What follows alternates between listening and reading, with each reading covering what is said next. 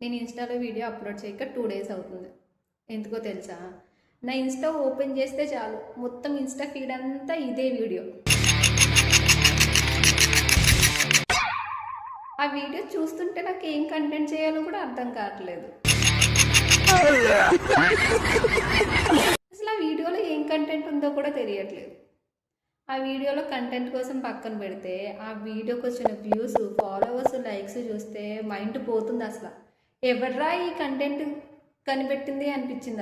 అసలు మీకు ఈ ఆలోచన ఎలా వచ్చింది? నాకు ఈ ఆలోచన ఎందుకు వచ్చిందని అడిగే బదులు మీకెందుకు రాలేదని సిగ్గుపడండి. అసలు ఎలా ఉన్నారా జనాలు బయట అని కూడా అనిపిస్తుంది.